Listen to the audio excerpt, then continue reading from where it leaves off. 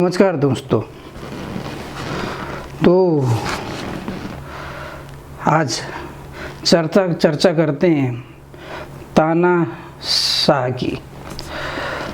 तानाशाह अगर मोदी और अमित शाह को अगर जोड़कर अगर कहें तो तानाशाह बन जाता है। वैसे ठीक देश की परिस्थिति भी बिल्कुल तानाशाह वाली हो गई है और ये जो दो शख्स हैं हिंदुस्तान के, वो बिल्कुल तानाशाह वाले फॉर्म में हैं अभी इस समय। देश की जनता जिसने चुनकर देश की सबसे बड़ी गद्दी पर बिठाया और देश की जनता को ही बेवकूफ़ बनाया जा रहा है। ये बिल्कुल तानाशाह वाला ही फॉर्मेट है जिस पर मोदी जी और अमित शाह जी चल रहे हैं।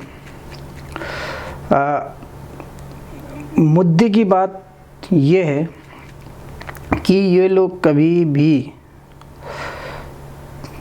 मुद्दों पर चर्चा नहीं करते। मुद्दों में चर्चा इसलिए नहीं करते क्योंकि वो तानाशाही करते हैं। बहुत सारे ऐसे एग्जाम्पल हैं जो मैं आप लोगों को देना चाह रहा हूँ आज सोशल मीडिया, इस यूट्यूब के चैनल के माध्यम से। तो बहुत ही दिक्कत कहें या फिर आप इसको एक क्या बोलते हैं, दुर्भाग्य कहें देश का, कि ऐसे लोग गद्दी पे विराजमान हैं जो कि जनता को छोड़कर अपने व्यक्तिगत स्वार्थ को देख रहे हैं। 2014 से लेके 2020 भी अब लास्ट होने जा रहा है। 7 साल लगभग 6 साल पूरे हो चुके हैं, 6.5 साल लगभग हो चुके हैं। इन्होंने तानाशाही के अलावा देश की जनता को दिया क्या है, ये मेरा प्रश्न है। और मेरा प्रश्न कोई बेकार प्रश्न नहीं है। हो सकता है ये क्वेश्चन हर इंडियंस का हो, हर हिंदुस्तानी का हो, हर जनता का हो, हर वो इंसान का हो जो हिंदुस्तान में रहता है, हिंदुस्तानी है। तो अब बात करते हैं उपलब्धियों की। इन्होंने सत्ता में आने के बाद क्या क्या उपलब्धियां की। एक उपलब्धि, सबसे बड़ी उपलब्धि है हिंदू और मुस्लिम के बीच में जो फ़र्क इन्होंने खड़ा कर दिया, जो दीवार एक खड़ी कर दी वो। दूसरी है बेरोज़गारी की एक बहुत लंबी कतार खड़ी कर दी, दूसरी नंबर। तीसरी नंबर वादे, जो ये वादे करते थे चुनाव में आने से पहले, चुनाव लड़ने से पहले, सत्ता में आने से पहले। तो ये बहुत सारे ऐसे इनके वादे हैं जो अगर गिनने लग जाए तो शायद 1-2 घंटे का वीडियो बन जाए। और एक और दूसरी जो इनकी जो उपलब्धि जो कहना चाहता हूँ वो है इनकी व्यक्तिगत स्वार्थ के लिए ये किसी भी हद तक जा सकते हैं। ये मैं नहीं कह रहा हूँ, आजकल की जो पब्लिक है, हिंदुस्तान की जो पब्लिक है, वो सारे बयां कर रहे हैं। आप यूट्यूब के अन्य बहुत सारे ऐसे चैनल हैं जो सच दिखाने का हिम्मत रखते हैं और सच्ची खबरें दिखाते हैं। तो आप इन खबरों को अगर देखें गौर से तो आप पाएंगे कि क्यों लोग इतने इनसे नाराज़ हैं। लॉजिकली बात नहीं करते हैं। अगर इंटरव्यू भी अगर लेने कोई चला जाए गलती से, पहली बात तो ये अच्छे पत्रकारों को या अच्छे लोगों को इंटरव्यू देते नहीं हैं। उन्हीं लोगों को इंटरव्यू देते हैं जो इनके गोद में बैठे हुए हैं, जैसे गोदी मीडिया। अगर रवीश कुमार जी जैसे अगर इनको इंटरव्यू तो देने जाते नहीं हैं, पहली बात। अगर देने चले जाए तो ये गायब हो जाते हैं।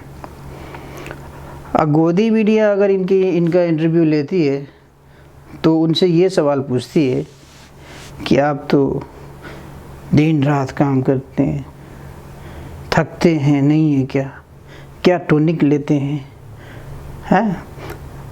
अब कोई दूसरा जाता है, मिस्टर प्राइम मिनिस्टर आपसे मिलकर बड़ी खुशी हुई। ठीक है, खुशी हुई, बड़े होनी चाहिए, लेकिन सवाल तो पूछे। कहीं तीसरा चला जाता है तो आपको खाना बनाना आता है कि नहीं आता है, चाय बना लेते हैं कि नहीं बना लेते हैं। ये जो फालतू के सवालों से उनका इंटरव्यू कवर करते हैं। पेंडेमिक आप सभी लोगों को पता है, कोरोना कोविड-19 का। तो क्या करते हैं ये पेंडेमिक को से लड़ने के लिए? दिवाली मनाओ, है ना, पेंडेमिक कोरोना चला जाएगा। थाली पीटो, पेंडेमिक चला जाएगा, है ना। ये बकवास वाली जो अब राम मंदिर की भूमि पूजन पे चले गए और कहने लगे कि आप तो राम उसको भगाएंगे, पेंडेमिक को ख़त्म कर देंगे। दुनिया लड़ रहा है, भूखे मर रहे हैं लोग, कोरोना से मर रहे हैं लोग, नौकरी नहीं है, व्यापार बिजनेस ठप है, कारोबार ठप है। उनको ऐसे में हिंदू और मुस्लिम, पाकिस्तान और इंडिया, नेपाल और इंडिया के अलावा कोई दूसरा टॉपिक नहीं है बात करने के लिए। डिबेट करते हैं और बड़े बड़े हमारे पत्रकार, बहुत बड़े बड़े, अर्नब गोस्वामी, वाह क्या पत्रकारिता है, वाह मान गए यार, मैं तो फैन हो गया तुम्हारा। ठीक है, करते क्या है, चिल्लाते हैं।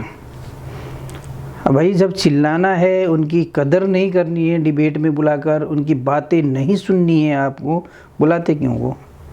हाँ, अपने जैसे चूतिया समझ रखी हो क्या? दूसरों को भी बुलाते क्यों हैं ये? तो ये बस वही हिंदू और मुस्लिम और पाकिस्तान की टिड्डी से डर गया हिंदुस्तान, ओ पाकिस्तान। अब बताओ, ये कोई रिपोर्ट है?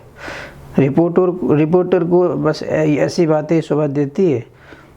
हाँ, बस कुछ नहीं मिला तो बस टिड्डियों का सहारा लेकर बस पाकिस्तान पे हमले करने चालू कर दिए।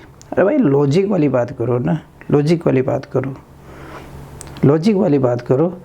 तो कुल मिलाकर मैं कहना ये चाहता हूँ सारे हमारे हिंदुस्तानी भाइयों को कि ये फालतू के इनके जुमले में और इनके जो भी है, इनके जो मकसद है, इनका जो भी है कारनामा, उनके पीछे पीछे मत चलिए।